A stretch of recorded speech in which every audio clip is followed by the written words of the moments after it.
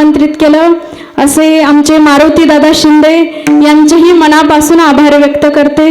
त्याचबरोबर मारुती दादा कळके त्यांचेही आभार, सगळ्या गावकऱ्यांचे आभार।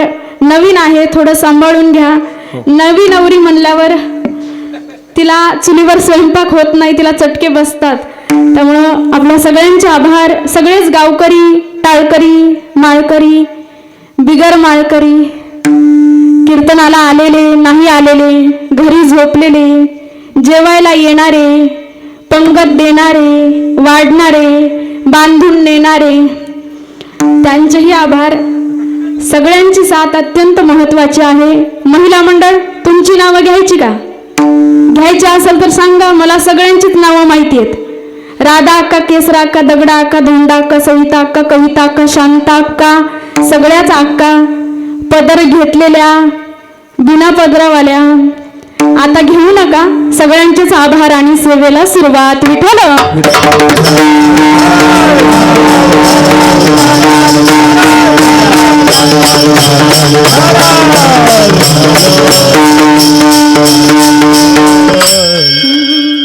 अभंग जगद्गुरु तुकोबारायांचा आहे। अभंगामध्ये जगद्गुरु तुकोबारायांनी जो आपल्या हिताच्या ठिकाणी जागा आहे त्याच्या माता पित्याला धन्यता दिली। मग धन्यता कुणाला देतात महाराज? या जगामध्ये धन्यता कुणाला देतात? धनम सुकृते धन्यहा, ज्याने सुकृत कार्य केलं त्याच्या कार्याला धन्यता देतात। पण तुकोबाराय जो जागा आहे त्याच्या माता पित्याला धन्यता देतात।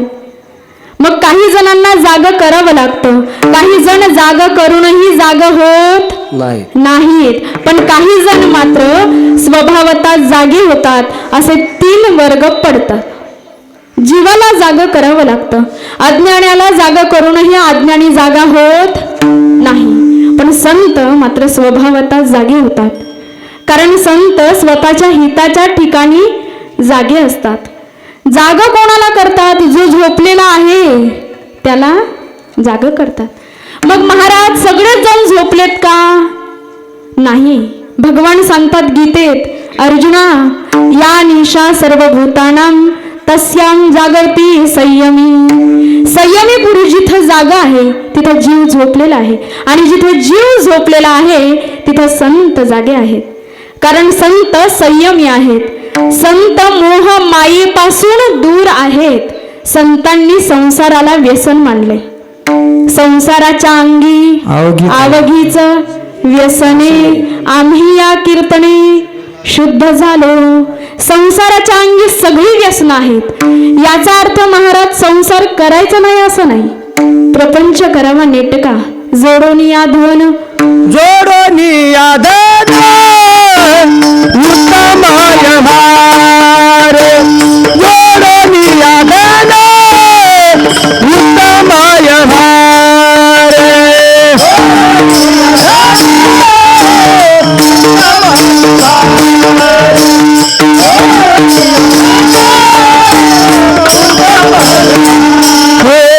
जोडोनिया धन उत्तमाय भार,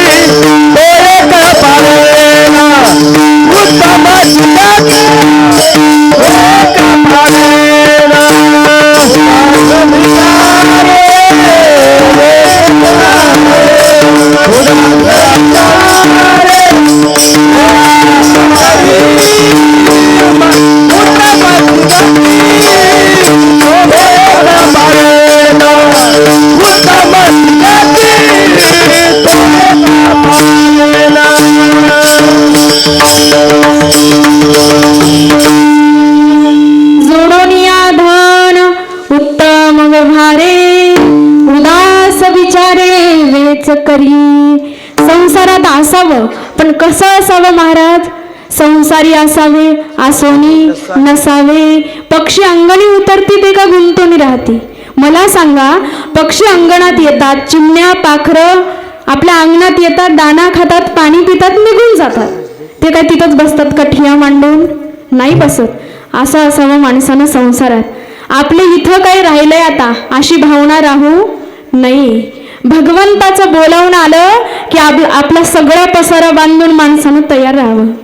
पोरी घरचार मांडीला खेळ मोडून टाकला. लहान पोरी पहिलं भातुकलीचा खेळ खेळायच्या. पहिलं, आता नाही. आता सगळे खेळ मोबाईलवर. लहान पोरी पहिलं भातुकलीचा खेळ खेळायच्या, घरदार बांधायच्या, मातीचं भांडी कुंडी पसारा सगळं काही मांडायच्या. आणि सायंकाळ झाली, आईचा आवाज आला की सगळं घरदार मोडायच्या, एका पिशवीत भरायच्या आणि निघून जायच्या. असं असावं माणसानं संसारात. भगवंताचं बोलावून आलं की बस निघून जावं. बाबा महाराज सातारकर म्हणायचे, तुम्ही देवाला माना किंवा मानू नका, तुम्ही देवाला माना किंवा मानू नका, पण त्यानं तुम्हाला मानलं एवढं मात्र लक्षात ठेवा. ज्या दिवशी देव तुम्हाला मानणार नाही त्या दिवशी तुमच्या घरापुढे गर्दी होईल. म्हणतील आता उचला, तुमचं नाव पण राहणार नाही, बॉडीला उचला. मग संत संसारात होते, पण कसे होते? जगाचा तो भारा आपुल्या शिरावर ऐसे थोडे तरी वाटू द्यावो. एकेकाळी या देशातून सोन्याचा धूर निघत होता. लोक आले, लुटेरे आले, आमच्या इथलं सगळं लुटून नेलं. रिकाम्या आग बोट्या आणल्या होत्या इंग्रजांनी. इथला कापूस, इथली नीळ, इथलं लोखंड, इथलं सोनं सगळं भरभरून नेलं. आणि इंग्रज भारत देश सोडून गेले. नुसते गेले नाही, आम्हा भारतीयांचा राष्ट्राभिमान स्वतःच्या टाचेखाली चिरडून टाकला. भारतीय धर्मशास्त्र, नीतिशास्त्र हे सगळं थोतांड आहे असं म्हणून इंग्रज भारताला हिणवून गेले. पण आजही आम्ही त्यांचंच गुणगान गातोय.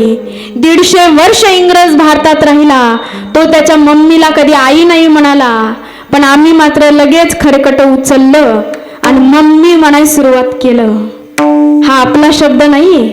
आई या शब्दामध्ये गोडवा आहे. आमचं कसं झालं, मम्मीची मम्मा, मम्माचा मॉम, पप्पाचा पॉप आणि पोऱ्याचा लॉलीपॉप झाला. ते आमचं आम्हालाच कळालं नाही. हा शब्द आपला नाही. ज्ञानोबा, तुकोबा, विठोबा, शिवबा हे या भूमीचं रसायन आहे, हे आम्ही नाही विसरू शकत. पण दुर्दैवानं नको त्या पाश्चिमात्यांचं आम्ही अनुकरण करतोय. वेशभूषेपासून केशभूषेपर्यंत सगळं काही शिकवायची वेळ आली आज.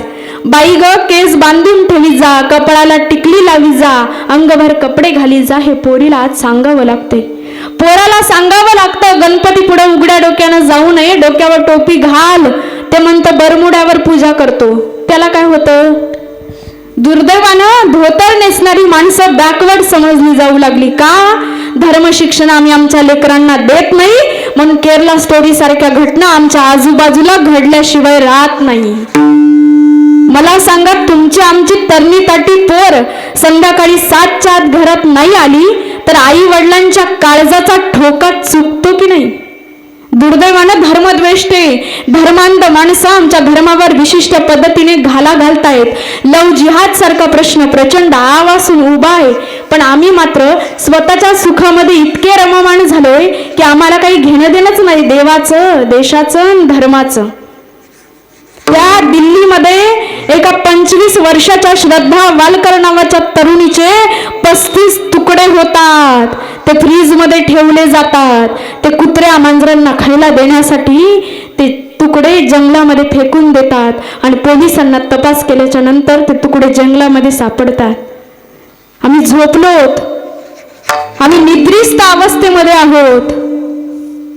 उद्या जर आमच्या पोरीचे 35 तुकडे झाले ना तर आमच्या पायाखालची जमीन सरकल्याशिवाय राहणार नाही. उद्या ही गोष्ट ज्यावेळी आमच्या उंबरट्यावर येईल ना त्यावेळी मात्र आमच्या तळपाची मुंडी मस्तकाला गेल्याशिवाय राहणार नाही. आपण झोपलेलो आहोत म्हणून संतांनी जागं केलं.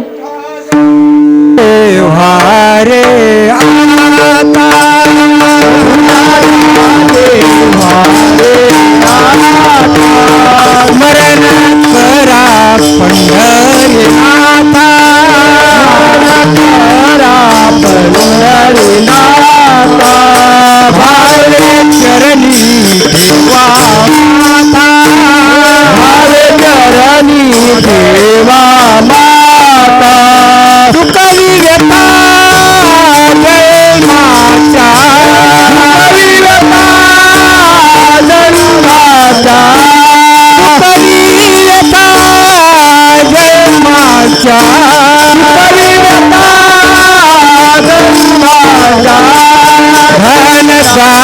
पुत्र जन धनदारा पुत्र